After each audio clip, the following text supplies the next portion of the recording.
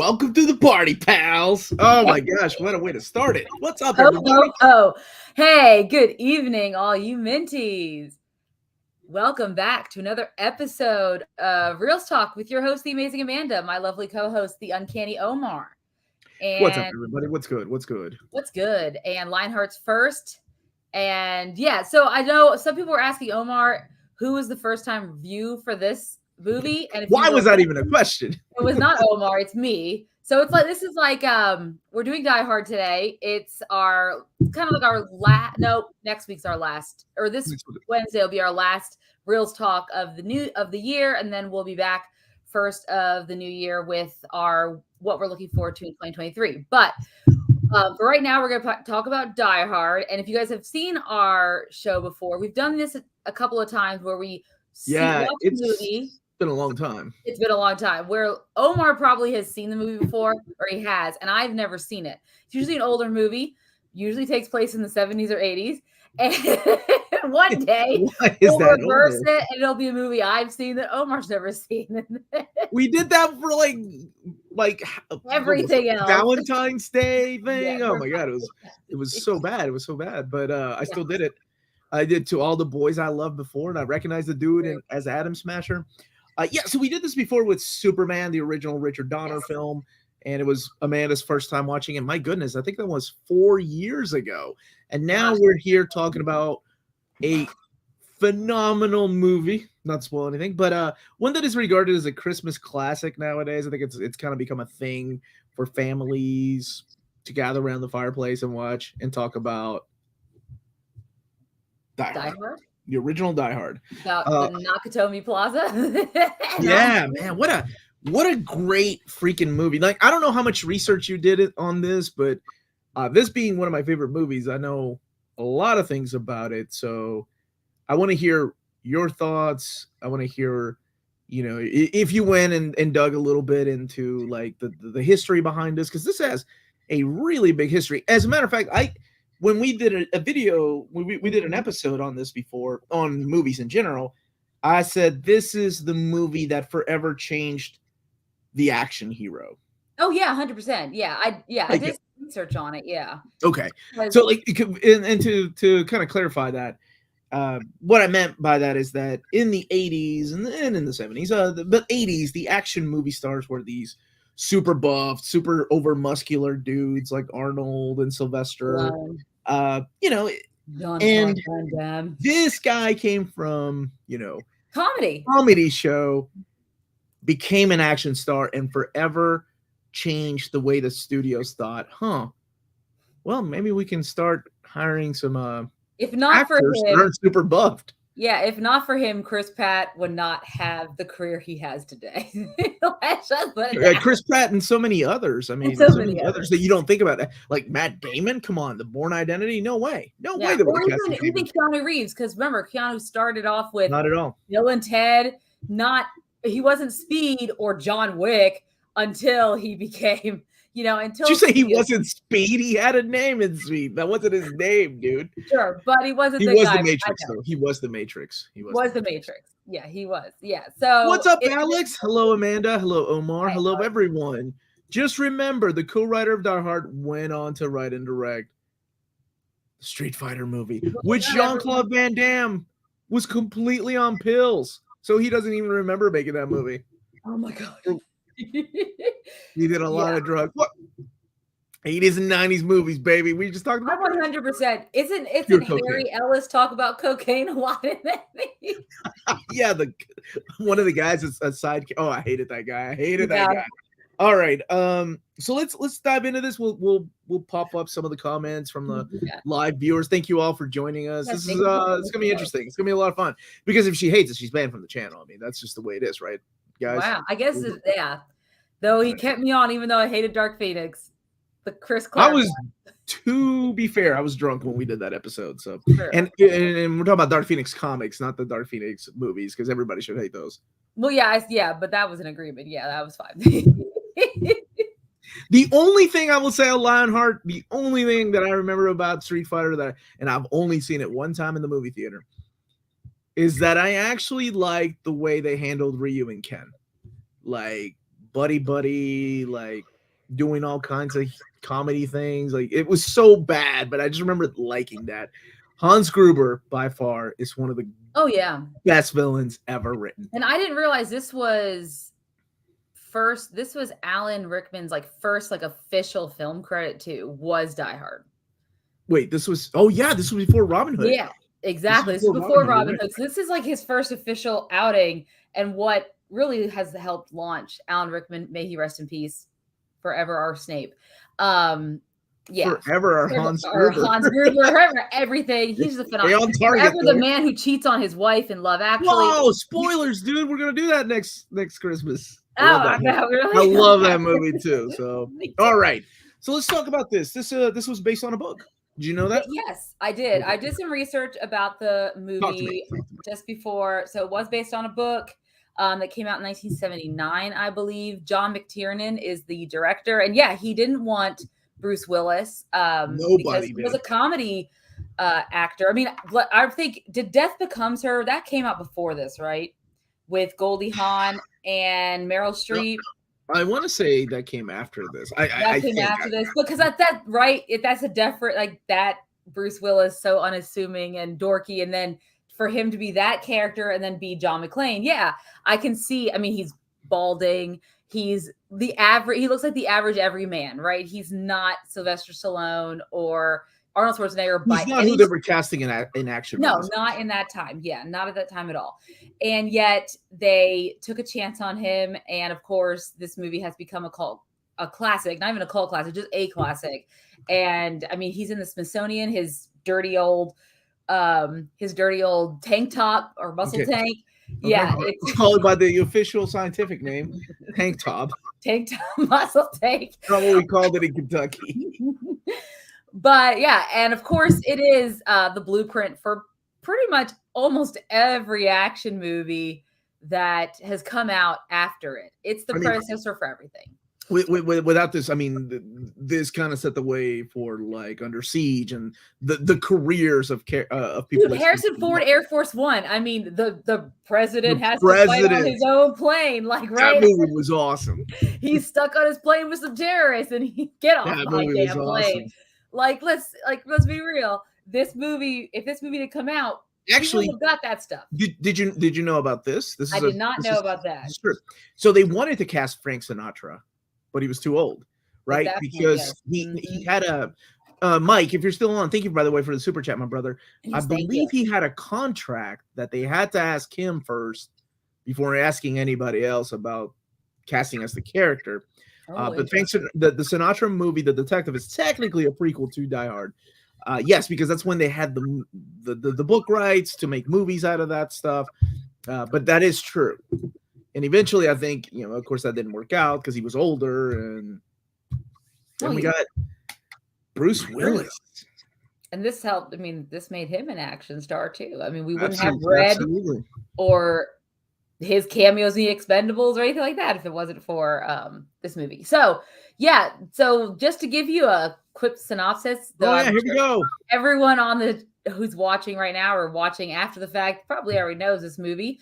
It's centered around a New York City cop named John McClane who heads to L.A.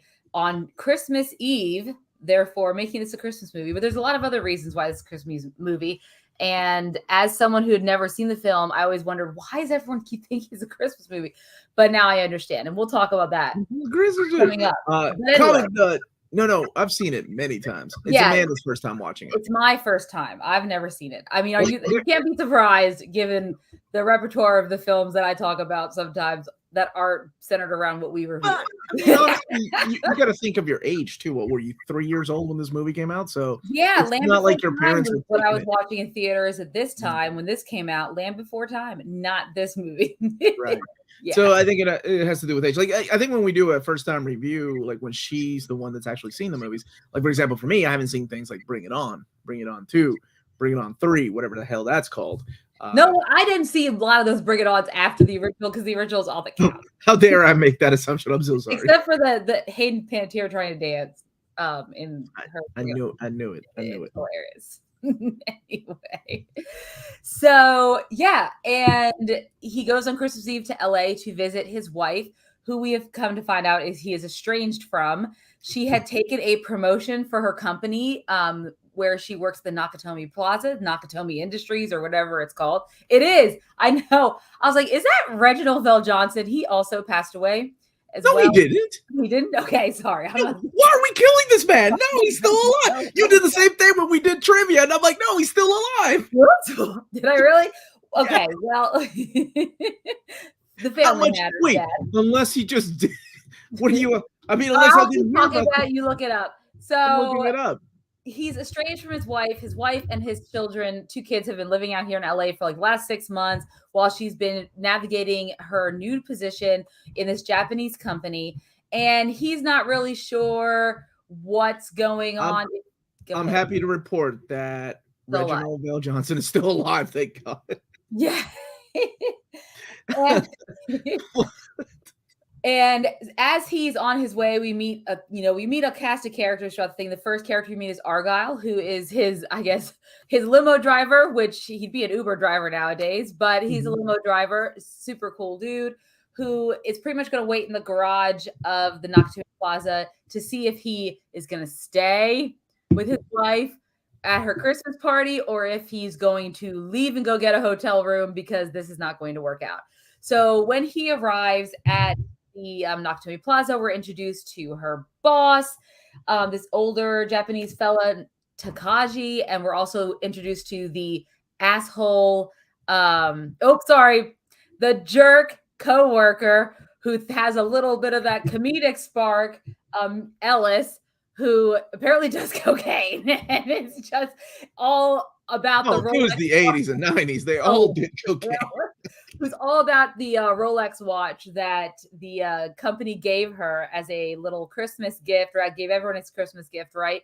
The symbol of her further moving away from our everyman, John McClane, and moving into this different world that he's not even a part of, that he didn't, expect all this to happen. And she even uses her maiden name, Holly Gennaro, which was saved her life for a little bit, which is a nice callback for trivia that me and Omar had attended when they asked what her name was that she went by.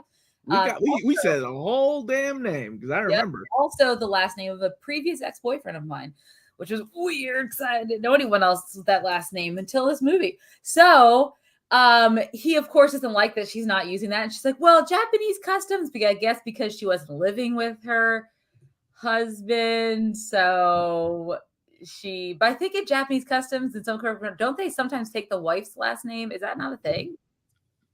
Or their family name? Or am I just crazy? It doesn't matter. I can only speak for Peruvians. I cannot speak for Japanese customs. Yeah, if anyone can tell me about the Japanese custom on who takes whose name, let me know. Anyway, so they're having this argument. Someone comes in and they're trying to have sex in her office, which is lovely. It's that kind of this is an 80s Christmas party. It's an 80s Christmas party. I was not expecting to see boobs out or anything like that at this Christmas party, but there's definitely like one scene when the Germans, loosely, I use that term loosely. Some of them I think were Germans. I think they were trying to be German. There were a couple of them that were not German. Yeah, that were not German. But hey, John Williams, how's it going, brother? Hey, John Williams, we love your score, by the way. Every time. Best Christmas movie ever. The great thing about Die Hard is that it didn't use a lot of cliches. It created them. Absolutely, it did. What's up, Larry? How are you, my brother? Second best. What's the first? We'll have to ask him. Miracle on 34th Street. A Christmas toy. Christmas toy. Christmas toy is great. We just watched that right before we got thing is creepy and should be burnt. All right. Whatever. It is basically Toy Story. They ripped off Christmas. All right. So, as they're at this party, of course, then the terrorists, not really terrorists, they're more like thieves, but because they have the foreign accents, we are led to believe they're terrorists, but they had guns. And guns were taking hostages. They're obviously terrorists. Hans Gruber and his terrorists. Nope. Hans Gruber and my watch started talking to me. Hans Gruber and his Star Trek band of merry terrorists come in and take over Nakatomi Plaza. They kill some folks, including the poor security guard at the front. And they have this one guy with them that's there to hack into the system so they can get into the safe that has all these bonds and all this money and cash and stuff. And they even kill Takaji, the owner of the company as well. And Hans Gruber has taken over, is holding everyone hostage, including John McClane's wife and her jerky coworker, Ellis. And of course, John McClane luckily was able to hide before all this is happening. He's trying to figure out what to do. Unfortunately, my dude is barefoot. Yeah, the whole time because they made him take off because of Japanese customs. They made him take off his shoes. No, that was from the airplane ride. Remember? That's right. The guy said, "One thing that I like to do," which is true, by the way. Ever since I saw this movie and I travel on planes, I do the same thing. Like when I get to the hotel, I take my shoes off and I feel that ground. You know, it's so weird, but because of this stupid movie, this wonderful stupid movie, I do the exact same thing. Yes. Yeah. So basically, then what happens after that is he tries to find a way to contact the police, right? And he's having trouble contacting them. He's trying to, first he's able to. He found a phone. He calls Argyle, but of course the Germans cut all the communication. But they do have some walkie-talkies. He is able to kill one of the Germans and gets their machine gun, gets their walkie-talkie, and he's able to radio because these are open frequency, whatever.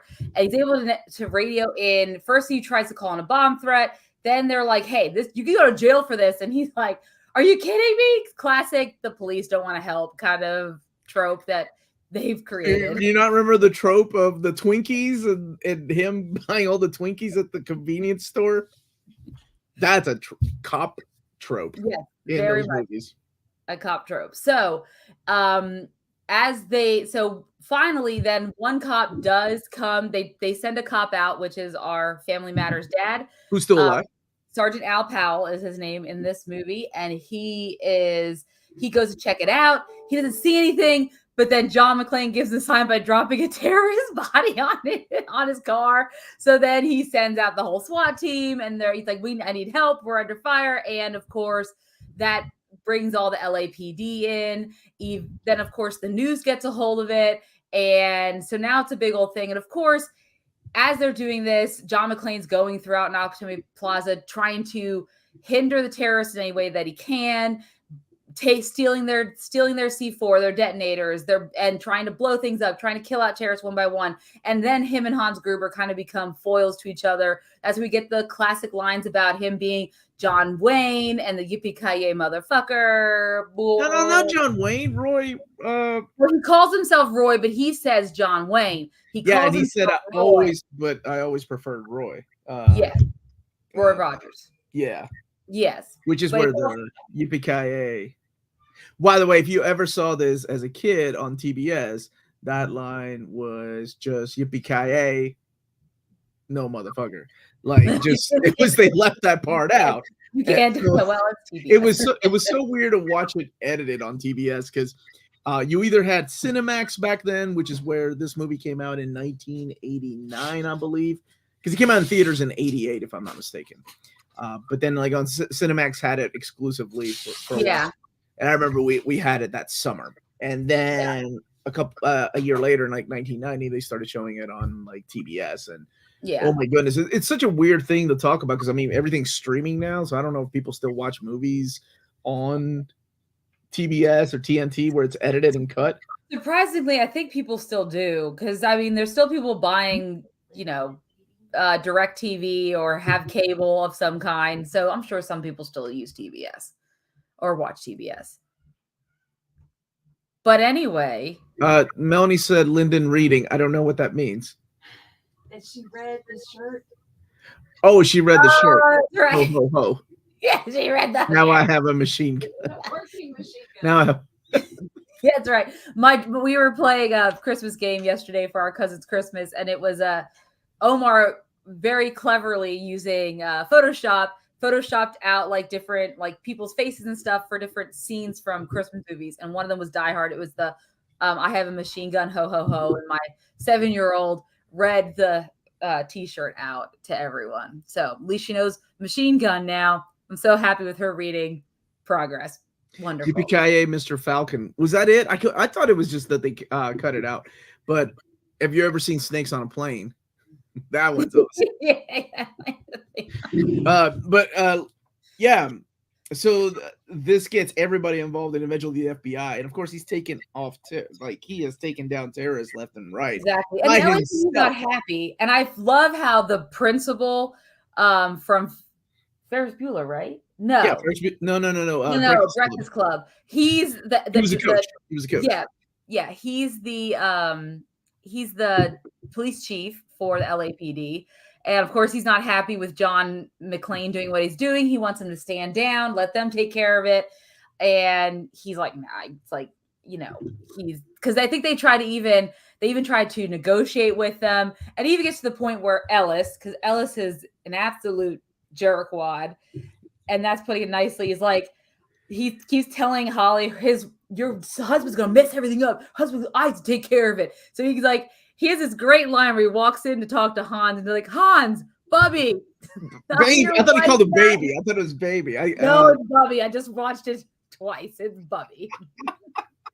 Dude, he was so bad.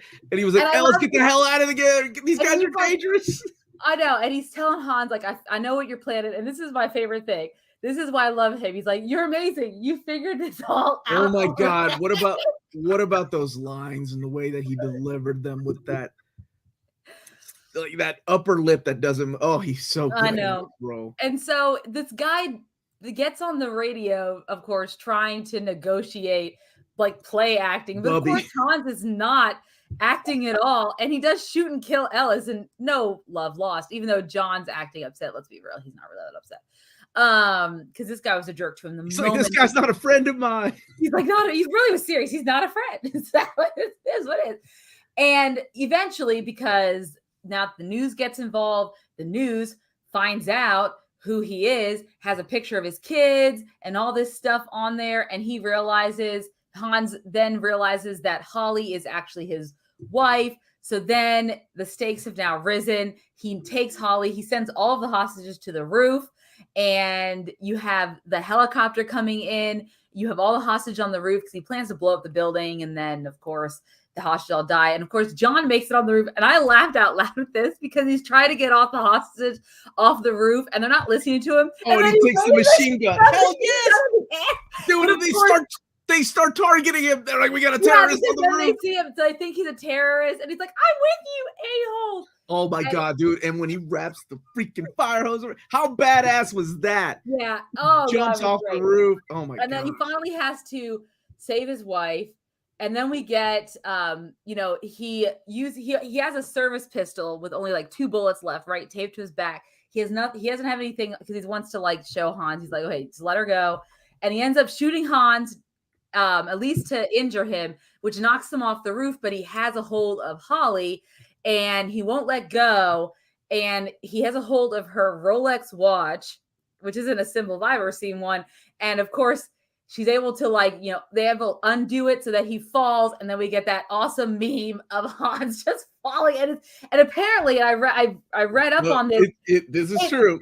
Yeah. That is the look of fear. Yeah, he did not know it was going to be that fast or that it was happening. So they were going to count down, and they just dropped it to get that authentic look. Oh, dude, it was. So we get to the ending. He saves his wife, and then when they finally get to meet, Al, and she actually called herself Holly McClane, not. Even though he says this is my wife, Holly Gennaro, she goes, no, Holly McClane. And then the detectives, the police chief, Paul Gleason, his character's like, we need to talk to you right now. And then another that last terrorist, the blonde guy comes out with his gun. And then Argyle comes racing through with his limo and runs him over. No. The guy that comes out. I'm sorry. Al shot him. Yeah. Now he took out the guy in the ambulance, or the guy. That's that was, right. He took out. Yes, and then Al shot him. So Al, which was really, so awesome because he did this thing about killing a kid. That's why he was no longer working the streets, which was so crazy in an action movie to see the villain, because you're so used to it in horror movies for that one last jump. holy crap, and he comes out and you're like, oh my god, the German dude's still alive even though he was just hanging. Like, my favorite part is when Holly also decks the reporter. Oh yeah, Thornburg or whatever. Yeah. I love that part. Just fucking decks him. Oh, I love this movie so much. There's they're talking about how we went over. We did not. I know. I was trying to. We can't talk about every single scene, but we are going to talk about every single scene because every single scene just about is amazing. Yes. So, but whether or not this is a Christmas movie is no doubt this is a Christmas movie. Not only do they have actual Christmas songs playing, there's one part when they first walk in to take over Nakatomi Plaza, Ode to Joy is weaved into the score of the movie. I was like, oh, that's a Christmas song. They just kind of repurposed for the score. That's brilliant. And of course, this movie, above all, yes, action movie, but it's about family. It's about a man reconciling with his wife. And what Christmas movie doesn't have someone? What Hallmark movie isn't about someone reconciling with someone? Families coming together. They're going to spend Christmas together now because they're back together. It's all great. I mean, that's what Christmas is all about. Al gets his own, I guess, what's the word I'm looking for when someone is, not what they get. What is that called? I don't know. Their comeuppance? He had a pregnant wife at home. He was just buying a Twinkies. But when because he shot the kid and he couldn't go. But okay. He not a redemption arc because it's not like he needed one. No, he didn't need a redemption arc, but it's kind of like that. I don't know. Anyways, so it is a Christmas movie. It's a wonderful Christmas movie with action. I'm sorry, I'm Muslim, but this is absolutely a Christmas movie. That's great. Dude, this is closure. I think I would thank you, Jet. I think I would call it closure because it is more like a nice closure arc to his character. Closure is a good word for it. Yes, thank you. I remember watching this as a kid in 1989. Like I said, I didn't go to the theater to watch it. It's funny, it came out in July, so we watched it on Cinemax. And it was a movie I kept watching over and over. But I was huge into horror and action movies back then too. Yeah. But this one I was like, oh my God. I never seen an action star talk to me. Like when he's up there in the what's it called? The he's crawling around in the oh my gosh, the words. Amanda, what's the word? He's crawling around the air duct and he's talking to you. He's like, come on over, we'll have a good time. Like he's mocking his wife. Oh yeah, he's like, yeah, and he's not, but he's looking at the camera. He's talking to himself for most of the movie, which is fantastic. Well, because he's by himself, right? He's either talking to Hans or he's the vents. Thank you, the vents, the air ducts. Yeah, he's either talking to himself, Hans Gruber, or yelling at the police, or Al. Eventually gets to talk to Al, but other than that, he does have to talk to himself a lot in this movie. What about Alan Rickman? Not only playing a villain, an American, but also pretending to be an American. Oh, no. And I remember, that was so slick. I remember watching that. I think I saw a Honest trailer of this because it came out the Honest trailer came out 6 years ago, and I was like, why is he talking like that in the American accent? Now I understand. He's pretending to be a hostage. Oh, don't shoot him in his accent. And I love that scene because you don't know who's the upper hand, him or John McClane. Throughout the entire thing, you're trying to figure out. You realize, John McClane gave him a gun with no bullets. Like he clearly had the upper hand. Like he's the one. They who's the better spy? And of course, it's our New York cop. Of course, why wouldn't it be? Because Hans Gruber just, I don't know, wants the money. I don't really know. It's not a political agenda. It's nothing like Air Force One or anything like that, where they're trying to save. No, they were just a bunch of thieves. Yeah, they're just thieves. That's why I was like, they're terrorists, but they're really just thieves because they're not trying to make a statement. When he says, "You big guy," when Alan Rickman says it. This movie's great. Yeah, how in the hell is this guy surviving? He's just a police officer, right? In New York City. And we know not all of them. He is running through glass with bare feet and still, because when he starts, he doesn't have a weapon, right? Yeah, he had to secure one, yeah. and now he secured one, and he secured the bombs. He strapped the bombs around the dude. He killed dude's brother. Dude got mad, and they got into a fight. Oh man, there's so many iconic scenes in this movie. Oh yeah, and like I was thinking it back when I was looking for gifts, and I thought, how many of these gifts have I just seen randomly? That's how iconic so many parts of this movie are. Is yeah, like that. Well, oh my god, what a great line when they realize he just killed this dude and threw his body like a prop, and he's like, "Welcome to the party, pal." And honestly, I mean, when I think back, I can't imagine how they could even suggest someone like, because I have seen what's his name? Arnold Schwarzenegger try to do comedy and stuff like. Well, we saw Jingle All the Way and True Lies, where he tries to be a little bit comedic. Right, but and he was in Twins, and he's got some comedic timing. But it just doesn't have the same feel as John McClane does. A smart ass New York police officer that has quips. Yes, this is like it's almost like an R-rated version of Spider-Man. Yeah, he's like, I can't even believe I'm being here. Like, how is this? Like, this is not my life. Like, this was never supposed to be his life, and he ended up here, and now he has to deal with it. Yeah.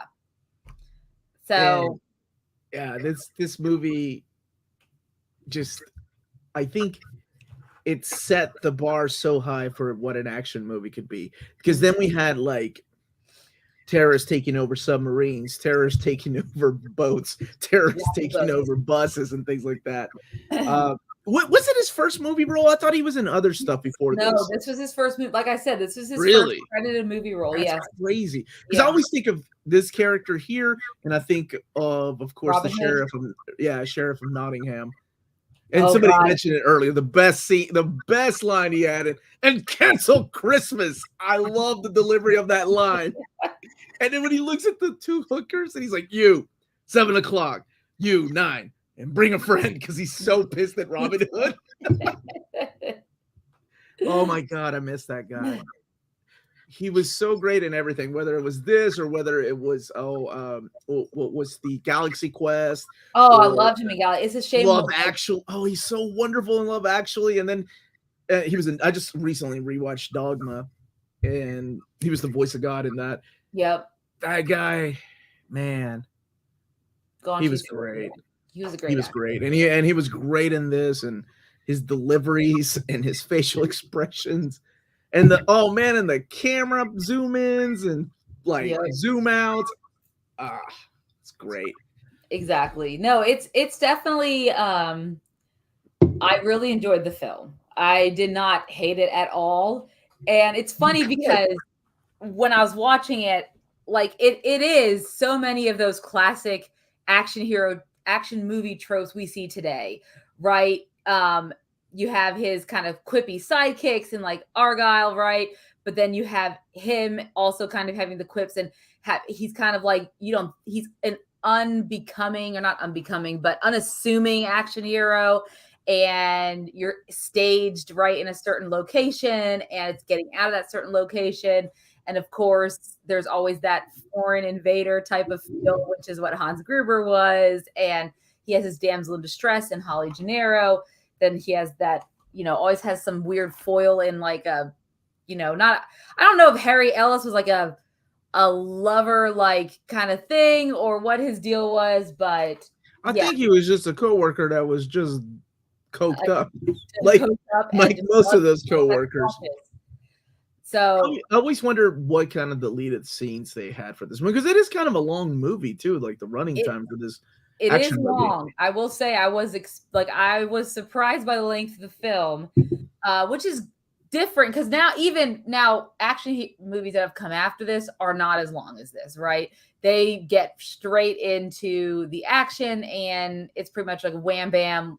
They are there for whatever it is. I mean, yeah. So this one is different than any of its ones that came after it, for sure. Even though it is the blueprint for everything that's come after it, for the most part. But a lot of especially in the 2000s and late 2000s, we're just throwing out. I mean, how many Olympic has fallen and all that stuff have come out that are just, churned out, and they're not as long. Yeah, they just don't have the character development that this one has, even with the side characters, they seem really rich, and maybe to some people they might be tropey, but that's because they created what the trope becomes. So you have to look at it from that kind of a viewpoint. But I definitely enjoy this film a lot. I mean, and immediately there was this, there was Die Hard 2 was greenlit. And then I stand that I think Die Hard with a Vengeance is still one of the best Die Hard movies up there. Not as classic or as memorable as this, but I think it's one of the better movies out of all the sequels. 2 was okay. It gets a lot of hate, but it wasn't bad. Oh, man. But then the other ones, Live Free or Die Hard and Die Another Day or whatever the hell they were called. I think Die Another Day is Bond, isn't it? Oh, yeah. Die Hard Another Day, whatever the hell it was called. Those, Die Hard. Those were pretty god-awful. Yeah. But I think the original trilogy is still pretty solid. 1 and 3 were my favorites. 2, take it or leave it. It was all right. Die Hard 4. What was Die Hard 4 called? Don't ask me. Die Harder? Was it Live Free and Die Hard? No, Die Harder was the second one. There is an ever slight echo coming from Omar. Is there? Is there? Are you getting close to the computer? Yeah, I thought if I got close to my screen, I don't hear anything though. Live Free or Die Hard. Yeah, that movie. Woo, that was bad. That's the one with Kevin Smith, right? And yes, his daughter and what's his face? The Justin Long. Justin Long, that guy. Yeah. Yeah, I didn't dig that one. I was so excited for that one too. I went to the theater to go see it, and things were so different, I guess. It was the 2000s. That was a weird time for film. Really? At least I think it was. Why is this a misconception? How am I keep getting yelled? It's Amanda's first time watching it.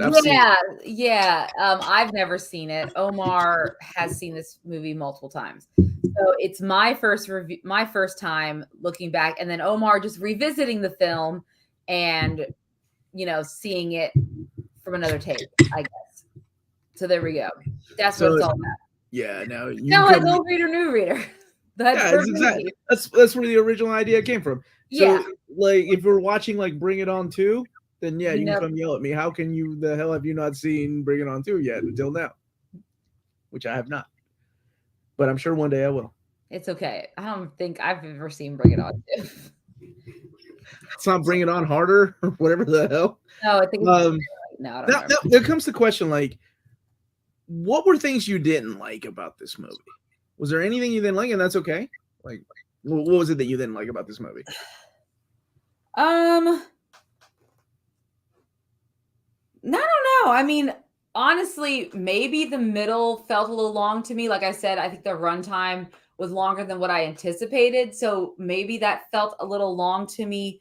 And that just could be my modern, like I said, modern action movies. They don't really give you that time to breathe, where from the time that the main plot of the movie starts taking place to the climax, I feel like there's a lot of time in between there, especially him trying to get a hold of the police and things like that. But that's a minor issue overall the film, because other than that, I really did enjoy a lot of it.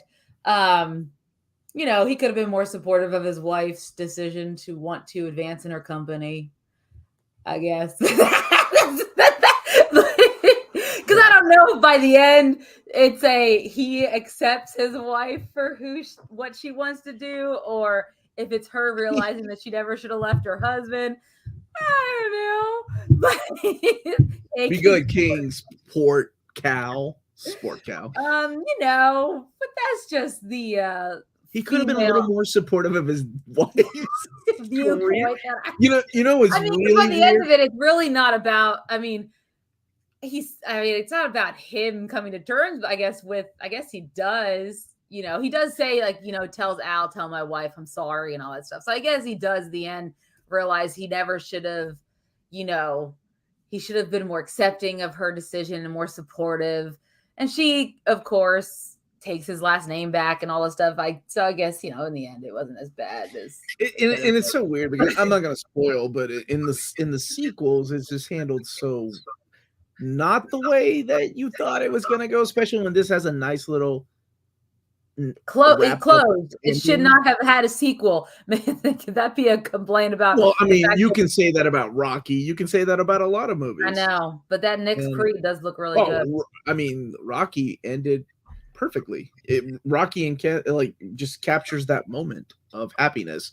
Doesn't matter that he So lost did the fight. Karate Kid. Karate Kid ended perfectly. Karate Kid borrowed the formula from Rocky. Yeah, like, exact same perfect. formula. It didn't matter. You know what mattered is that two people connected, and this is their moment. Like it doesn't matter anything else going on around. Yes. Mr. Miyagi's relationship with Daniel is a little bit different than Adrian and Rocky, though. Yeah, a little bit. Just a little bit. So what was your favorite thing about this movie? My favorite thing about this movie. Was it the casting? Was it the music? Was it the action sequences? Was it the special practical effects? Well, I mean, I do love practical effects. I'm not like gets a hard on as much as you do for them, but I do enjoy them very much. Okay, I have to clarify. Don't get hard on that easy. Okay? I did love the score. Like I said, I love the score, especially when they're interplaying Christmas music in there. I thought that was brilliant. And for me, it was a lot of just those little moments in the film that I think just made it work. That just made it just not an action movie. It just made it more than that. Whether it be just the moments between him and Holly, or those funny moments with Holly and her coworker with Hans, or Hans about the coworkers. I know he's just that guy. That was the 80s, man. All the couldn't wait for him to die. I was so happy when they finally, when Hans finally gave it to him, and of course, I just really liked Bruce Willis in the role. So, yeah, those are kind of my favorite things about it. Overall, I think for me it was to this day it's still Hans Gruber, Alan Rickman. Well, Alan, yes, that killed it. Well, I think a villain or not a villain, a hero is only as good as his villain, and realistically. Mm-hmm. The protagonist of this plot is really Hans. He's the one who sets everything in motion. John becomes the antagonist to him. Like, if you think about it, even though he's the main character of it, it's really everything. It's all about Hans, his whole plot, and John becomes his foil. It just depends how you look at it. So it really just, if we didn't have these two actors playing these two roles the way they played them, I don't think this movie would have been good. Like if Sylvester Stallone really was in this instead of Bruce Willis, this would have been a very different film. I think if Stallone was casted in this, it definitely would have been a film like Cobra, right? Mm-hmm. Like everybody talks about Rocky and Rambo, but nobody mentions Cobra, even though it is a pretty fun flick and it's got its moments, but you had to have an actor that could deliver these lines and make it believable, right? Yes. Like a smart ass, which is the way that he delivered his lines. It was great. Oh, yeah. Every time. So, but I can't imagine someone else in either one of those roles. Like, even if they, like, let's say Hans was not Alan Rickman and just a typical Russian or German, what you'd anticipate a villain foil would be, a bigger dude, blonde, kind of dumb, like stereotypical villain from another country, like Red Dawn or Iron Eagle or any of those movies, a forgettable type of villain. Yeah. And I mean, let's face it, he's kind of racist too, because when he was that beginning scene when he's like trying to point out Tagashi, he knew who he was because he's the only Japanese man in the whole thing. But the way he was saying it, oh God, I was like, okay, Hans, you're a little bit of a racist. It's fine. Tango and Cash was awesome. I love that movie, dude. Yeah, this was a nice. I'm glad I got to rewatch this for this segment, just because it's a movie I always watch. I introduced my daughter to it when she was 11, and that's one of those that's like, is it too violent? It's got too many curse words, but yeah, it's Die Hard. She loved it. She loved it. Loved Die Hard. It was awesome because she laughed at the right times when he was cracking jokes, like being a smart ass to the villains. Like, She thought it was funny. I liked it because it does makes you cheer for the good guy whenever there's humor in there to kind of Yeah, exactly. Yeah, Gary Oldman is Just retired too, didn't he? Apparently, it's the last one. Yeah, apparently he did a film that's on Apple TV Plus, and now he is retired. Yeah. Yeah. Till the next time. Till the next time. Over the Top. Now, there's a movie about arm wrestling that I didn't think would ever happen. The true unsung hero of this movie. Is it though? Is it? He was just sitting down listening to Run DMC, right? Wasn't he listening to Run Yes, DMC? that's what he did. Yeah. Mm-hmm. Yep. That's exactly what he did. Yeah. So, Amanda. Yes. First time view review. What would you give Die Hard out of 10? And anybody that's watching in the chat, right now, what would you give Die Hard? What would you give Die Hard out of 10? Out of 10. I would give this a solid 8.5 out of 10. God damn it. What? 8.5? This movie thoroughly enjoyed it. This is 10. It was This great. is a 10. It was a great, enjoyable. It was an enjoyable film. Definitely enjoyed it. 8.5 out of 10, Amanda. Okay, I'm sorry. I will. You know what? I respect that. I respect that. It is your decision. But now that you've set the bar, like, what is a 10 for Amanda? If Die Hard's an 8.5, what is a 10 for an action movie? No, for any movie, right? Like, well, what? I've given other movies 10 out of 10s. You have. But yeah, this to me is a perfect movie. This is a 10 out of 10. Like, there's nothing I would change about this movie. People were talking about the agents Johnson and Johnson. I thought they were fine. Yeah. Anyway, they ended up getting killed. The one who was like, "This is right." He was talking about being in Vietnam, and the guy's like, "Dude, I was too young to be in Vietnam." Oh yeah, too young to be in Saigon. Yeah. The one of them was one of the brothers in the Goonies. Oh, that's right. Yeah, he was one of the. I like that. What were they called? The Forellis? The Forellis. That's with Ma Forelli. Yeah. Mm-hmm. Okay. Here we go. 10 out of 10, 20 out of 10, 8.5. I just started putting all those out there. James gave you an 8. I'm sorry, gave the movie an 8.5. I think he agrees. 10 out of 10, 10 out of 10, 8.5 out of 10. Let's see. First black hacker, back hacker. Seriously, first black man cutting grass in a film. First Asian man eating pizza restaurant in a film. Silly stuff. Was it really the first black hacker? Well, I guess so. That we didn't have a lot of hackers back then. Yeah, there wasn't a lot of people hacking into things. Okay, it was War Games was 85, right? Yep. And that was the biggest hacker at the time. Yep. I need to come back to that one. First Asian man eating a pizza restaurant in a film. I need to see that. That's interesting. I don't know. Can someone look it up? Is that a thing? Yippee-ki-yay out of 10. 11 out of, we don't really like 9 out of 10. 10 A plus. A hard 8. Somebody ranked it lower than you did. 8. See? Michael Cleveland rated Terminator 2. Terminator 2 out of 10. That's a fantastic sequel. There's one where I like the sequel more than the original. You think? I mean, he's on a roll, right? Aliens was a better movie than Alien. Oh, so the Avatar Way of the Water? I don't know. You think Avatar Way of the Water would be better? I guess we're going to find out together. Hey, I finally saw Vengeance today. Dude, wasn't Vengeance good? I loved it, Craig. 11 out of 10. The Professional. Now, you talking about the uncut director's cut? Because that one's great. And King Ben is saying Fratelli. 10 out of 10. Nikita Lyons out of 10. You know what that means. Boy, is that what it means? Where the hell are my pictures? Why does this keep happening to me? I didn't do it. I don't do any of that. Next time, baby. Carl Winslow for the win. 10 out of 10 for first black limo.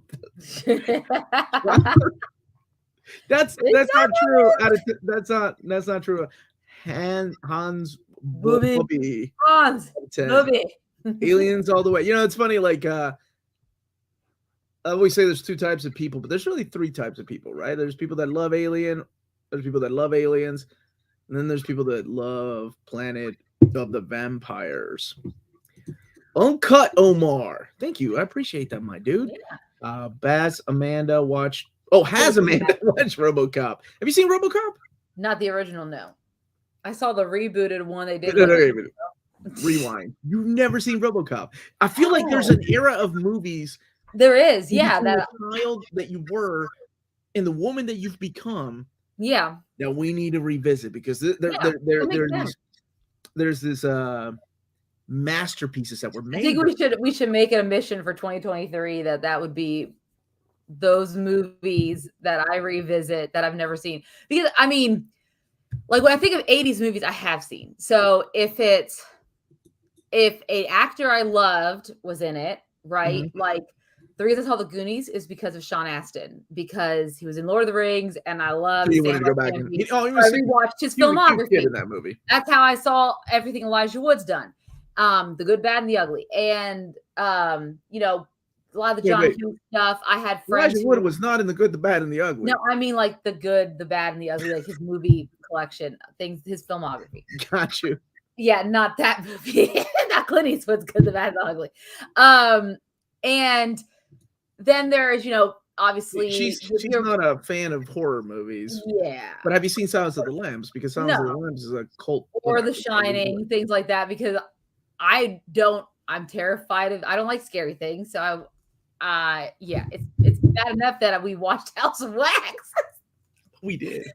God, that's awful. Or Deathbed. You remember Deathbed? Yes, I do remember Deathbed. That bed that eats everyone. Oh my gosh, how did we even find that? Peace out, my dude. Peace out. You found it. Wishmaster. She saw that. That was what's his face is in that. Yes. Macaulay Culkin.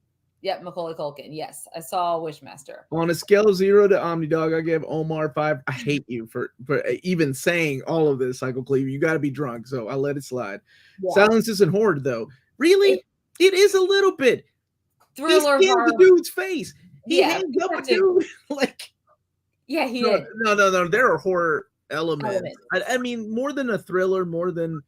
It's something that, yeah, for a young Amanda wouldn't pick up and just watch for the fun of it unless someone was, you know, I was with someone watching it for a reason, right? Yeah, it makes sense. It's not my genre of movies. I think that there's definitely an era of movies that, you know, you wouldn't watch because they don't interest you. Why would you watch horror movies unless it's like a date? Right. Or I'm doing it for the show, or someone wants me to watch them, right? Like that's the only time we did do this one. We did Trolls 2. We did Trolls 2 a couple years ago. That was interesting. No, Sugarman, you were there. Yeah, you were there, Richie. Yeah, we watched it all together. No, I mean Omar and the rest of our cousins would make me watch horror movies, and I hate them all for it. The best thing is taking Amanda to a haunted house. Nope, I don't even go in. I make a big deal and I leave and I sit in the car until it's all over. It's really awesome. But she's brave up until she gets there. Yes. So there we go. Yeah. Anyway, but yeah, there is a Define horror is what I always go to when people say it's not horror. Oh, right. It really depends on your type of horror. If she doesn't want to see dead people or people getting killed, that might be something horrible for her. Horrible for her. Yeah. But there are movies you saw recently that were thinking like that was like Barbarian and things. You saw Barbarian, and it helps to watch it not in a theater, to watch it at my house when you can be on your phone to keep away. When I'm half listening, scary, right? Turn away, and I'm not. Yes, but. So yeah, I think we should definitely make a list of movies you haven't seen, and because I had a lot of fun revisiting this one. Because I know you don't like horror, and we've talked about this every couple of years, but like Alien and Aliens, that's the thing with like Aliens and Aliens. Like I should have watched those because I've seen Prometheus, And It I know, isn't scary at all. Like I mean, know, but I those like, movies to like this I've seen day. Starship Trooper because it's aliens, right? It's a sci-fi element to it. Just like there's fantasy things that I've seen that, people are probably, well, it's a fantastical element, right? Mhm. But for some reason, gore, real life, even like I know, there is fantasy and things like I have seen more horror movies of recent horror movies, right? I saw Smile, It Follows and things like that. Those modern horror movies where there's I like thought it Follows was excellent. I thought it Follows was it was fantastic. almost getting there to that Dario Argento level of like horror, but not quite there, but it was really good. Smile, on the other hand, was trying to go that route, but completely failed and just stuck to the body or the jump scares. Oh, it was so predictable. And There's so something about Josie Bacon, Kevin Bacon's daughter, like her, like she's an interesting look. So I want to see her in more things. She's so interesting to me. Like, yeah. Hold the fuck up! You ain't seen Alien or Aliens? I don't think I think wait. I got it. Hold that.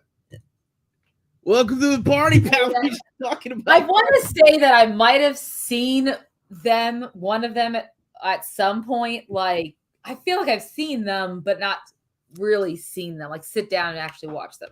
So here's the really creepy thing about Suspiria that made it work. The original Suspiria was that script was written for 13-year-old girls. Like the characters were supposed to be 13-year-old girls.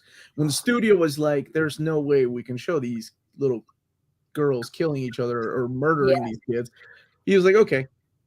He never changed the script. So it makes it even creepier when you have adult 18-year-old women talking like little kids. Like they're, oh my god, I love that movie. I haven't seen the new Suspiria. I don't know if I'm sure I will, but yeah, look at all these suggestions. These are excellent. Stand By Me is a classic. You've seen that one, right? That's yeah. Dawn of the Dead. The one that I wanted to do with you. No, probably not. Dawn of the Dead was what's his name? Zack Snyder, right? Was it? You mean the new one that came out? The one, modern, he's saying modern Dawn of the Dead. I have seen. I've seen. Yes, is that what was the Netflix one? No, that's Army of the Dead. That's Army of the Dead. I've seen whatever that. It's called. Yeah, I've seen not that. George Romero. I thought it was Zack Snyder that did the first Dawn of the Dead remake. He might have, but I've never seen. Yeah, I did see like 28 Days Later and some of the follow-ups to that, as far as, and then of course Resident Evil movies. Snyder, and it was written by James Gunn. It was actually, I didn't mind that one. I love the fact that the zombies could run. The original Dawn, though, it's hard to top that one. What was it? Oh, From Dusk Till Dawn. That was one that you hadn't seen yet, and I'm like, oh, it'd be so interesting to have your never have seen or know anything about it take on it, because I find that movie to be one of the better. I didn't see that coming movies that I've seen. Oh no! Just going into it, you don't know what type of movie you're watching, and it's so excellent because it's Tarantino and Clooney, and that's all I want to say. So that's one that I wanted to go back and watch with you and experience it through your eyes, because I have a lot of fun doing these type of shows, because I get to revisit these movies and then I get to hear what you think until you break my heart and tell me that Dark Phoenix was not that good of a story. But that's another story. You really look at it. I love that book. Batman and Robin. Did we do No, we did Batman Forever, right? I've seen the Batmans. There's no way I'm not gonna. Want to watch a good movie from the last 15 years? Check out Flight with Denzel Washington. That was an excellent movie. I do remember that. Yes. City of God. That's a great one. From Dusk Till Dawn. Yeah. Hey, Omar, what would you rate John McClane as an occult detective? Probably about a 6 out of 10. For an occult detective? Hey, okay, 5 out of 10. He's not as good as Batman. We actually talked about this. You had seen. I've never seen Spaceballs. No. You've never seen Spaceballs, but you saw Robin Hood Men in Tights. Oh God, 100% yes. I don't know why that one. Yeah, that just. I think it's my mom liked Robin Hood Men in Tights, so we watched it. Oh, I love Robin. Yeah, we're men in tight. When Blinken is feeling him up, Master, he's looking at the statue and he's feeling like that. Master Robin, you lost I your love how her awesome chastity battle. belt, like a literal chastity belt, and he did the right key. Oh my God. A young Dave Chappelle was in that. A young Dave Chappelle. God. Fix your boobs, Blinken. You look like a bloody Picasso. I love those movies. Will we be seeing any Die Hard fanfic soon? Probably not. I don't think it's elicited fanfic from me, but it is a very enjoyable film. And that's when people take me out of context as an occult detective. Okay, he's not as just John McClane. It's 5 out of 10. Raiders of the Lost Ark. You've seen those, right? You've seen all the movies, right? I mean, any Indiana Jones, yes. Because of Shia LaBeouf. Because of Shia LaBeouf, right? No, before that. I remember being a young girl watching Temple of Doom. Mm-hmm. And I remember how disturbing it was. Now, if I probably watched it now, it wouldn't be as disturbed as I was as a young girl when they part out and stuff. I don't think I would have been as disturbed now. That was even with in the arc when his face melts off. Wasn't that so good? I love those. So good, but I remember as a young girl being disturbed by it, but I don't think I would be disturbed by it now. I love the argument. Look, I have my issues with Crystal Skull, a lot of issues, but I love the argument. People were like, I can't believe he survived an atomic blast by putting himself into a refrigerator. I'm like, really? That's the biggest complaint. Did you all forget that they were ripping dudes' hearts out in the previous movies, like in Temple of Doom? Yeah, like, they were ripping them out, and the dudes were still alive. Oh my God! I think this is funny. You've seen Airplane? No, I've never seen Airplane. Mm-mm. Yeah, there's a whole genre or a whole section of movies I've never seen before, like from the 80s. Did you get to see it in 70 millimeter, Larry? Because that's cool. I don't think I have. Crystal Skull was an abomination. I really hope the Dial of Destiny, which is the new one that's coming out next year, is good. Really hoping. I love the de-aging effects. Yeah, the Naked Gun series, I know what it is, but I've never Police Squad really watched any of the Naked Gun series. Oh man, I quote those quite often around the house. My kids have seen the first one, and they've seen the first. No, actually, they saw both Airplanes because I really like Airplane 1 and Airplane 2. But this is going to be fun. I think 2023 is going to be a fun year for us to revisit a lot of classics. I would agree. Yeah, it'd be a lot of fun. It seems like people really enjoy what you think. Or the fact that they're just flabbergasted that I don't know that I haven't watched all these things. It's just. Well, I mean, let's think let's take a step back though. You come from a different era than I do, and you're also a lady. Parallel generation, if you want to put it that way. You're also a lady. I'm not saying that every lady's a stereotypical.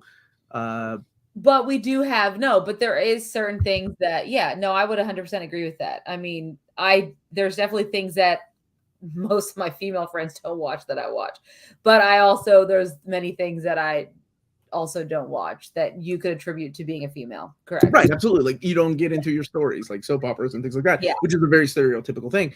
So it doesn't really surprise me because unless you're talking about the OC, because that was a soap opera, but it was a look, I watch prime time soap opera, so it was different. I watch Beverly Hills 90210, so I'm guilty of soap. Aren't you watching Firefly Lane, which I have started watching too, and Corey's like, oh, I see why Omar likes watching this. Because we started watching some of the episodes. He's like, oh, I get it. I see why Omar. I'm curious as to why he thinks, because I thought it was the follow-up to Firefly. No, it's all the sex scenes and stuff like that.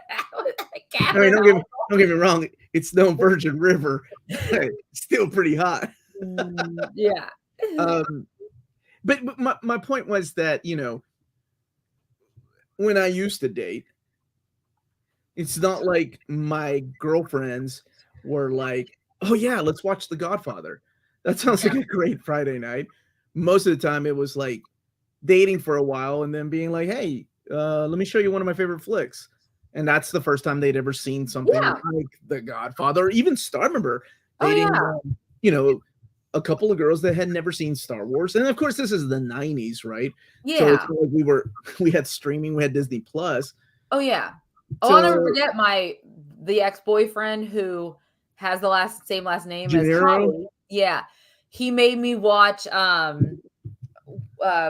Requiem for a Dream for the first time, which when I cried and I said I will never watch this again. I cried after we watched it. I said we'll never watch this again because that was Requiem, devastating. right. But Jared freaking Leto. Anyways, yeah, so that was that. Oh, thank you, Craig. No. He's coding Airplane. I do that all the time. When my wife and my oldest daughter are cooking, I just step in the kitchen. I'm like, I just want to tell you both good luck. We're all counting on you. Oh, and now my oldest daughter gets the reference because Larry, if you have not picked it up. Well, I have seen Plane Train. It's a classic like holiday movie, so I've seen that. It's the only Thanksgiving movie we had for a long time. Yeah. The latest 4K release of that is beautiful and also has a lot of footage that has never been seen before. So if you have a 4K player, Larry, you get Kristen to buy you a 4K player for Christmas and go and get the 4K Planes, Trains, and Automobiles. Is it really nice? I mean, it's an upscale. It's not the greatest, but it's as good as we're going to get. But what makes it worth it is the uncut scene. I mean, and to see more John Candy, to see, him with Steve Martin. Those aren't pillows. Oh, that movie makes me cry too, man. That ending. I'm not spoiling for anybody who hadn't seen it, but that movie, so beautiful. And yes, please hit that like button. Thank you, Jonathan. I don't think she's seen Perfect Blue. That's a good one. No, that's not even one I'm familiar with. Fish Called Wanda. I've never seen that, but I've always wanted to see it because I know it has Jamie Lee Curtis is in it, right? Kevin Kline's in it as well. Yep. See, I know. And the reason I know about Fish Called Wanda is because of the movie game Seen It, which I used to play with my friends back in college. And Fish Called Wanda, one of the scenes, they did a thing that me and Omar do, which is where they take something out of the scene and you have to guess what the movie is. And yeah, so I've always do this one particular scene from A Fish Called Wanda because I've seen it. So I've always wanted to see the film. I don't know. But then again, trying to track some of this stuff down, unless I knew someone who had it. I mean, now it's a little bit easier because we have streaming, but we have so much else to watch that it's hard to find time to be like, well, I'm just going to catch up on some of these oldies but goodies. So if Omar and I make it a priority of our channel to watch them for a show, it's easier for me to watch it. Yeah, I think in between TV, comic book TV shows and movies, yeah, I think it would be fun to go back and revisit a lot of these, what some people consider classics, but it really depends, right? I mean, there are certain people that can't stand any Coen brothers, or there are certain people that don't like Quentin Tarantino movies. So they are really for me too. I'm not a big fan of a lot of. I mean, Quentin Tarantino is a very stylized director. He has a very specific style. But yeah, there's stuff that I'm just not it's just not my taste. You're not a fan of Tarantino? No, not a big fan of Tarantino. What have you seen? Well, the Kill Bills, and I had seen Django Unchained, and what else have I seen? I actually never have seen Pulp Fiction, even though it is a classic. But yeah, I think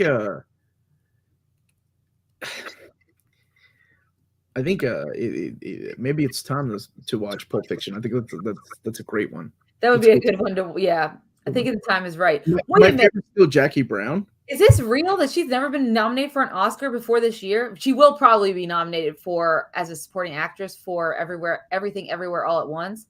She was great. She was great in it, but that's insane. You're a Jackie Brown fan too, Lionheart? That's my favorite, dude. I love Jackie Brown. Love it. Yes, Quentin Tarantino. Only good movie was Reservoir Dogs. I think it's hit and miss. So but see, that's the thing, though. Like, I like movies when, I really do like My Dinner with Andre. It's two dudes that are sitting around a dinner table for. Oh, I've always wanted to see it because I only know about it because of, you're gonna hate me, Family Guy. Community. I thought it was Community because they did it in Community. My Dinner with Andre. No, they did do it in Community, but first they make a joke about it in Family Guy long before Community, when me and my friends were in college and we watched a lot of it. Okay. No, that's okay. I think So, Family Guy did a lot of things like that, like introduced a lot of people to these. Like My Left Foot, I wouldn't know My Left Foot was a thing if not for Family Guy, but now I know it is, right? And I've seen it because of that. So yeah. There we go. Dude, I love Larry. My Dinner with Andre is one of my all-time favorite films. Love it. Dude, it's part of the Criterion Collection. I'm a big fan of it, but I understand. Like, my brothers make fun of me. They're like, how can you sit there and watch? Like, I love indie films for this reason. Because I don't know. Sometimes I need a break from something big, like or scary movies, and then I just want to watch something independent. And My Dinner with Andre is those type of movies. So my point is, like, if you're not a fan of that, things like Quentin Tarantino's long dialogue scenes or long shots, so that's my question. So because you like indie films like Dinner of Andre, things like that. So Sight and Sound, who does every 10 years, they pull a selection of critics and then directors, and they compile these lists of what they believe are the best films of all time. You're talking about the AFI to make it into the top AFI, 100? yes. Yeah. So this year they did that, and the results came back, and it's a film called Jean Dielman, and it's literally like a 3.5 hour film. It's from France or Belgium, France. It's a female director, I believe, and it's literally a 3.5 hour film about a woman just doing her daily chores. But it's beat out Citizen Kane, Vertigo. What? I know. I was like, this sounds like what Omar should watch now. Is this film?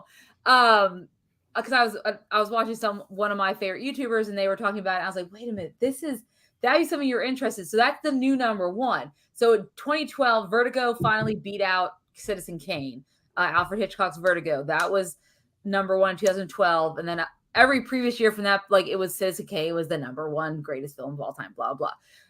Every time the AFI did this, every 10 years they do this, and then in 10 years from now, 2044, is that what they'll be? Oh my God. Let's not talk about that. Oh God. Anyways, who knows what'll be on this? But yeah, so it's this new film, Jean Dielman. I kind of want to watch it. I'm in. That's my type of movie, dude. She's doing her there's not a lot of dialogue. She's like doing her daily. Yeah, I'm in. I just want to see what this is all about. And I get it.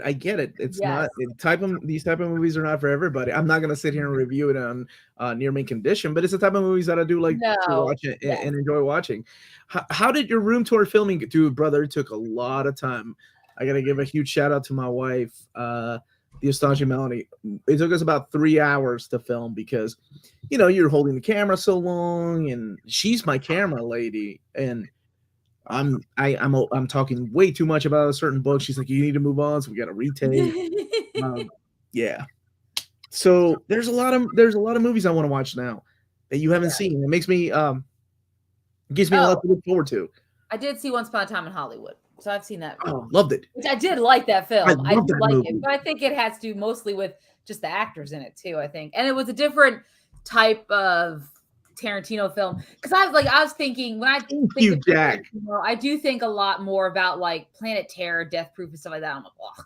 No, dude, Tarantino is all about dialogue and witty dialogue and quippy dialogue, and there's violence, there's derogatory terms being thrown around, but I mean that's the way. I mean, do you expect gangsters to talk a different way? Do you expect people that are assassins to be polite and to be politically correct? Absolutely not. I remember watching Scarface, just so I count the number of times they use the F word, which I think not as many as Big Lebowski. This day and age is still not as many as there's more. I think the number of F bombs dropped like Peacemaker is I'll say one episode. I'll go on and say it. I'm not a fan of Scarface. I never been a fan of Scarface. Was not also scared. I watched it. I said nope. I never my friends loved it. My friends had in college had posters of Scarface. Mm-hmm. I was like, it was okay. Oh, it was a very popular poster that a lot of boys had up and I say right. It was very popular when they had the poster sale at the Quad. Yeah, it was a big thing. Before Sunrise. I love the Before trilogy. Oh my God. I talk about the Before trilogy all the time. But she She will not watch it. My Melanie doesn't like watching movies, and it's okay, you know. She, but I'm like, but before trilogy is amazing. It's about this night. These two people meet each other, and they're soulmates, and they should be together. And then the next movie set about 10 years later. Why aren't they together? Like, oh my god, I love it. I love it. I love that movie so much. The before trilogy. I have not seen Paris, Texas. Now you got me curious. Because Larry likes My Dinner with Andre, so I don't know what Paris, Texas is. Let me look that up. Yeah. So yes, next Wednesday we're going to be talking about our favorite things that came out in 2022, favorite TV shows and movies that we enjoyed. Oh, Harry Dean Stanton, huh? Someone asked me if I've ever seen any Fincher movies. Yes, I actually seen. Some reason I've seen a lot of Fincher movies. Yeah, you have. It's Seven, Fight Club, Social Network. Isn't that David Fincher? It is. Yeah. He did Curious Case of Benjamin Button too, right? Didn't he? Was that him? I think it was. I think it was. He did Panic Room too, didn't he? Gone Girl. Didn't he do Gone Girl?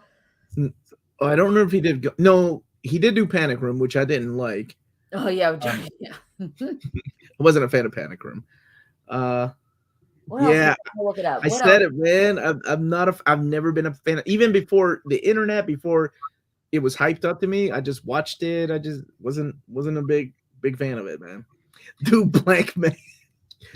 Is Blank? Can we still do Blank Man? Scarface is good, but overhyped for sure. I still yet to watch the third. Yes, he was the director of Gone Girl. Oh, that's right. He was also the director of Mindhunters, which was such a good series, and I'm so mad they canceled it. Well, why did they do that? It was so good. Nobody had heard about it. But it was so good. Mindhunter was a great TV series, and I love Jonathan Groff too. Great actor, whatever. But that was such a good series, and they were really leading up to. Anyways, so how many times does Tarantino say the N-word in Pulp Fiction? His character, I don't remember. I don't know. There is a famous quote, but I don't remember what his character. How many times his character says it?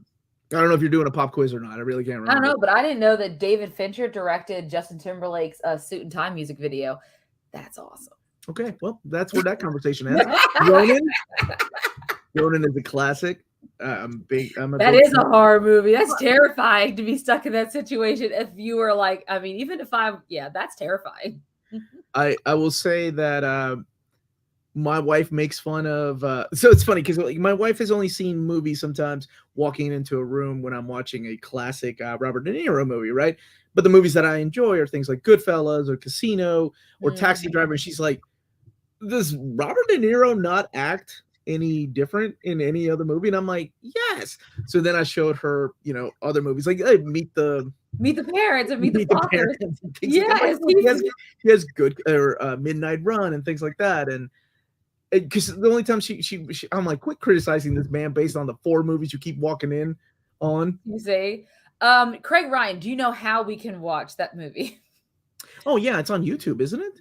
Is it on YouTube? Because I know we've talked about wanting to review it for Was It Really That Bad? But didn't know if we could even find a copy of that. But we did find that Captain America, the 1990s. Captain America. We watched the shit out of that. Oh, I need that gift. Girl Interrupted is excellent. Oh, Casino better than Goodfellas. I don't know. I like Goodfellas, but I tell you, my favorite is A Bronx Tale. I love A Bronx Tale. That movie. Directed by De Niro, actually, and he was in it. I love that movie, man. That to me is my favorite, like that type of movie, like gangster movie. He says it in front of Samuel L. Jackson, no less. Yeah, he does, because he was talking about this. There's a sign in my front yard. I remember, but I don't remember how many times he said it. Phil Collins Interrupted. Oh, Phil Collins, like the singer. It is that bad. Which movie, my dude? I think we're talking about the Fantastic Four 1994 version. Raging Bull. It's a classic Scorsese. I like that. I love the Scorsese did something really cool in that one where the flashbacks are done in color and the modern time are done in black and white. I think so. Yeah. So because he wanted to talk about how beautiful his past was compared to where he is in modern time. Mhm. So that was cool. Wicker Man, the original. No, man, if we're gonna do Wicker Man, we gotta do the Nicolas Cage Wicker Man, not the Beast, not the Beast. I don't know if Casino's better than Goodfellas, but it's not worse than Goodfellas. But yeah, I like Goodfellas a little more, mainly because of Ray Liotta, which I'm so excited about. Amanda, are you excited about the Bear? His Ray Liotta's last movie. The Cocaine Bear? Hell yes. That's his last movie? It's going to be the Cocaine Bear? Well, he passed away. It's not like he can help it. Well, I'm very excited for it. I am excited for this so Cocaine Bear film that is a representation of Kentucky, I guess. Zodiac. I saw that. That was excellent. Thank you for the super chat, brother. Film. And yes, the Zodiac Killer is one of those serial killers that still, man, I can never not watch enough. I don't know why I can never not watch enough. They're never going to find out who the actual killer is, even if they say they've caught the guy. We know that it didn't. Banshee. Oh, I need to see that. Oh, I know what I'm going to watch. So my brother was like, okay, I made a mistake and I watched an Omar type of movie. But he ended up really enjoying it. So I was like, okay, I can't wait to watch it. Ooh, I want to watch that so bad. I love Brendan Gleeson. I want to see it. Yeah, I did. Yeah. So when I talked about how there's a actor that I really like, I'll go through their filmography. So when Pirates of the Caribbean came out, Johnny Depp was like everything. So I went through the Johnny Depp filmography, the good, the bad, and the ugly. So I got to see Blow, and of course, he's also not in the good, the bad, and the ugly. No, whatever I had to find, and then it was even harder back then in 2003 because it's not gonna be a streaming. So I had to buy VHSs of things like, what's the one about hell, the gate. Oh my God, what an awful movie! Whoa! Johnny Depp was in The Gate. Is that what it's called? Isn't that what it's called? It's like the Ninth Gate. The Ninth Gate. That's what. Oh, you hate that movie too? I don't like it at all. Oh, I hate that movie too. But then I watched like Ed Wood, and I was like, "Well, this is weird." And then I realized that Johnny Depp's in a lot of weird movies, and I was like, "Pirates of the Caribbean was just like easy." I thought you meant The Gate with Benny. And then I watched Benny and June, and I was like, "Oh, what a cute movie about some." You seen What's in Eating Gilbert Grape, right? Yeah. Well, and it had Leonardo DiCaprio too, so. But Jacob's Ladder is excellent. And listen, just because you like it and I don't does not mean we can't be friends. Yeah. There's a ton of movie that Amanda likes that I effing hate. 100%. Yeah, Donnie Brasco was another one I watched. Crybaby. Yeah, that was what's his name, right? John Walsh. Walsh. John Waters. John Waters. Yes, I watched a lot of that stuff. So when there's I would get into a watching their filmography kind of thing. He was in the first Nightmare. No, I did not watch that. Okay, I will take that back. I didn't watch that. The whole there are limits. That's a limit. The reason they casted that one kid in Scream, who's not a kid now, he's a grown man, is because he looked like Johnny Depp. And I cannot remember his name. He was huge in the late 90s. Skeet Ulrich. Skeet Ulrich. That guy. Yeah. That guy. That's why they casted him in Scream. That makes 100% sense. I thought he looked like him too. Yeah, he looked like Johnny Depp, so they wanted somebody like Johnny Depp, so they casted that guy.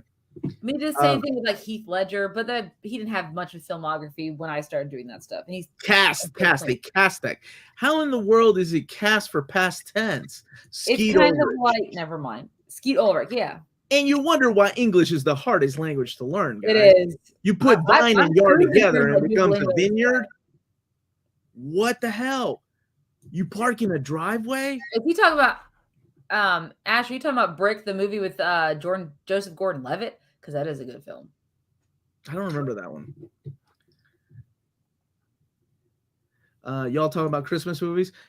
Yes. We were, but now we moved on to movies Amanda hadn't seen, and that opened up a whole door of like, have you seen this? Have you seen this? Which is great. And I just learned that it's cast. Like even in past tense, which is really difficult for me to get my rules in English. There's other verbs like that as well, which is awesome. I'm sure. And you drive on a parkway. That's right, baby. That's why Latinos find English to be a hard language to learn. Omar, Argentina, dude, you have no idea how pissed my dad was. My dad was rooting for France, and we're from South America. That's how much he hates Argentina. Oh, so was his brother, my father-in-law. He was also rooting My for dad was France. like, I'd rather see Mexico. He's like, you see those gringos? And I was like, yeah, but you can say that.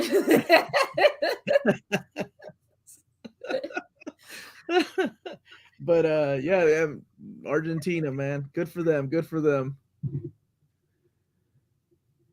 Latinos are like, what's the feminine version of that word you're talking Yeah, about? exactly. That's like, what is that? That's exactly. I'll tell you, there are still some words that I feel like you know Amanda's seen that. It's got Zoe. Zoe. It has Zoe Deschanel in it, Joseph Gordon-Levitt, act. and it's kind of like a chick flick. So even if No, dude, but that was Mark Webb, right? Yeah, it was Mark Webb. But of course, Mark. It was directed like a comic book, though. If you've never seen it, don't stay away from it because it's a chick Oh yeah, flick. it's a great film. Yeah, and I don't like Zoe. Even if his behavior is a little toxic, it's still a great movie. At the end of the day. Thanks, Hobbs. I appreciate that. That game was one of the best. I agree. And then we got the penalty goals, man. Yeah, you've seen Princess Bride, right? Yes. Yeah, that's got what's her name? Well, Billy Crystal. And what's her name from Taxi? What's that actress name? She was married to Danny DeVito? No. The Russian lady. What's her name? Oh, no, I cannot remember, but she was in everything. Anyways, but back then she was, yeah. So yeah, I love Princess Bride. It was just to be clear, has anybody seen the 1988 George? Yes, I have. Return of the Killer Tomatoes. No. Yes. That would be someone has to. Germ, I have Donnie Darko. That was not my high school years. It was my. No, it was. Please. No, when did Donnie Darko come out? Oh, it was like 1999, 2000, but it feels like an older movie. Carol Kane, thank you so much, Jack Ferry. 2001, so I would have been a freshman in high school. Yeah. Yeah. The guy that made that, what was his name? Mike Keller. I was really excited for his movies because I'm like, this is a masterpiece. I cannot. And then he hyped up his movie Southland Tales. I don't know if you've seen it, but I feel like you should have at your age. Because it had like Buffy the Vampire Slayer, had like a bunch of the American Pie guys. Yes, I know exactly what you're talking about. Yes.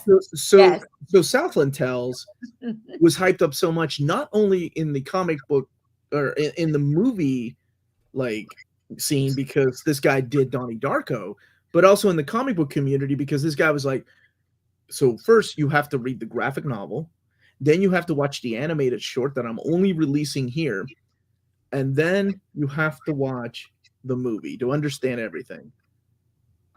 Man, that movie was a shitstorm. Like it was so weird and so bad, and not like no, that was just a bad movie. And I don't think his career really recovered after that. Yeah, The Rock was in it. Justin Timberlake was in it. That's why I thought Amanda had seen it because it's got all these people that she likes. Yeah.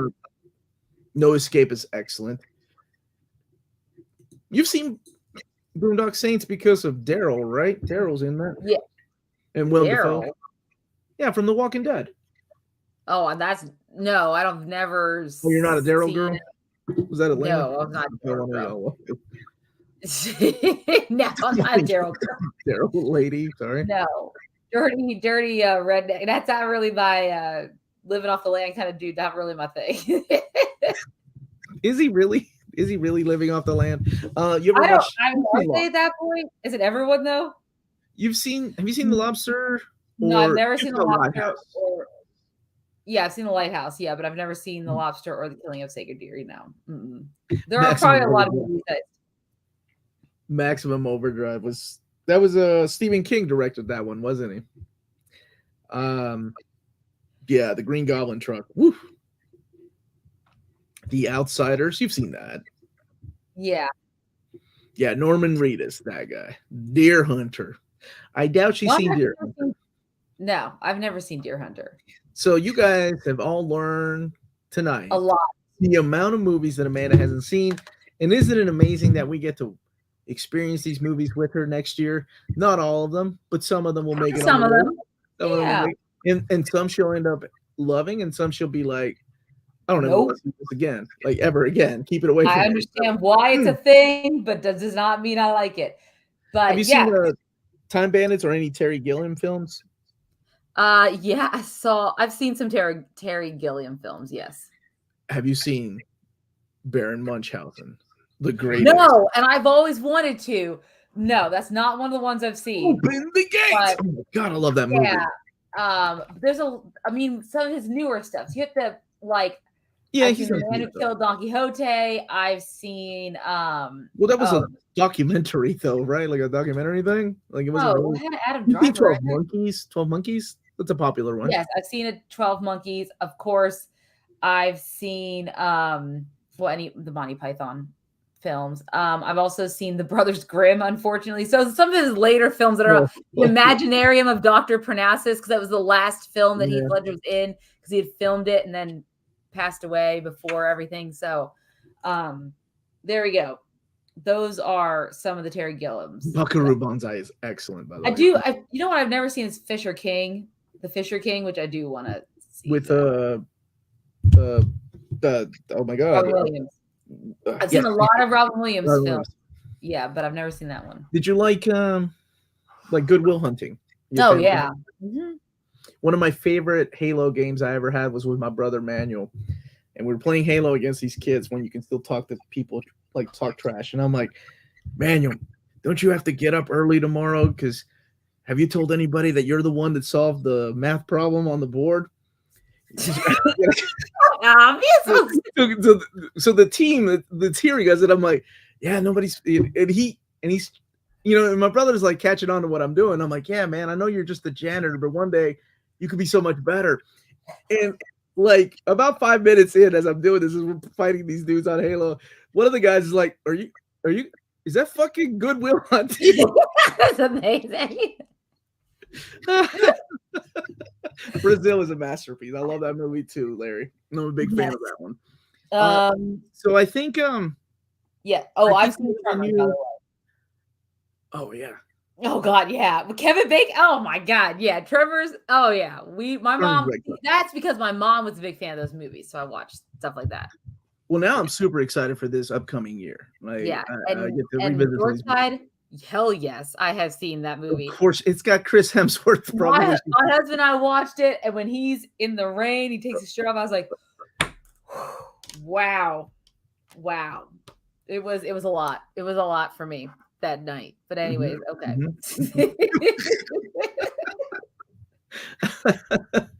Okay, so that's Mrs. Doubtfire is when I grew up. So that would yeah. Because I was young at the time. That was geared towards my age group. For sure, saw Mrs. Doubtfire. And I've seen it many times since. I've shown my daughter Mrs. Doubtfire. Good. Yeah. Dogma is my favorite Kevin Smith. I still think Mallrats for me. See, there's a lot of Kevin Smith I haven't seen either, too. So I have to. Have you seen the original Jersey trilogy or like Clerks, Chasing Amy, and Mallrats? No. And you haven't seen those? No. Stan Lee's in Mallrats, and he gets asked the question about is the Thing's dong made of rock by one of the greatest fictional characters in movies. Oh my god, it's so good. We need to get on that. Big Trouble in Little China is a good one. You know, my kids didn't like that one. I was disappointed. They didn't dig Big Trouble in Little China. That's okay. Not everything's gonna be a win, dude. There's another kid on the goddamn escalator, dude. I quote that. I love that movie, The Departed. Even though it's a remake, it's a great film. It's a good movie though. Mm-hmm. Like it. Yeah, that brought it back, right? Like Kevin Smith teared up when Feige called him and said, "Hey, we have Stan's cameo in Captain Marvel. He's going to be reading the script to Mallrats." And he teared up because it like brought it full circle, brought everything back. So really awesome. No, we have not done one for Dredd yet. No. And Dredd is excellent. Not the Stallone one. Yeah. Urban one.